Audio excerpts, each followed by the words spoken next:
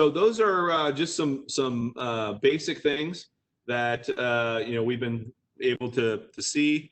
Just some quick and easy practical exercises for the CIA triad. So as we go through and enumerate many of these other topics, it's important for us to consider some of the things that really make the cogs in the wheel go round and round. And it really starts with the foundation of that CIA triad. So everything that we do and talk about for the remainder of the week will come back to and tie back into that CIA triad. And a lot of these topics, if you're not as familiar, you can kind of start to get a better feel for it based on how it would affect the CIA triad. So when we start to jump in and talk about security from a risk management and security management approach, one of the things that you'll hear is this thing called security governance.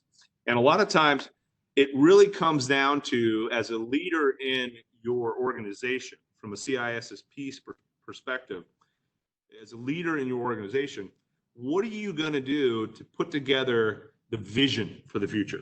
And that vision really comes into play when we start talking about the different things that need to happen to continue to be a leader in the information security arena. So things like strategy and mission.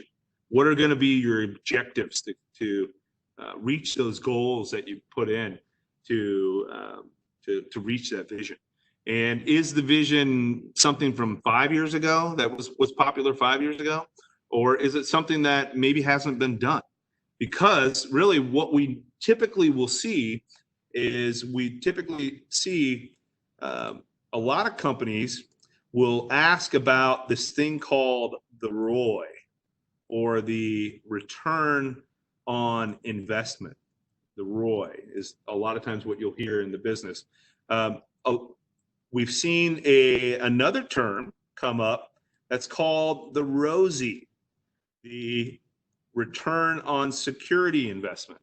And to me, what that means is, as we go through and we put in a budget, we put in a business case, we're asking for resources from our leadership that has the big pocketbooks, or maybe they don't.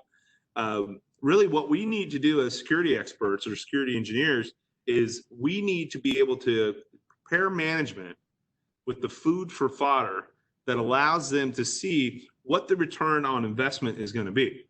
And in a lot of cases, that's going to be, what's the return on security investment? So for us as security practitioners, what's it going to cost to get the tool that we need? Like, let's say Nessus enterprise level, or perhaps SolarWinds, or something along those lines, where essentially it's going to cost X amount of dollars per year for us to do that. What is that going to do for our organization if we make that type of investment? How can that help us in the long run? And so as a security practitioner, we need to make sure that we practice security and provide the return on security investments for many of the topics that we jump into.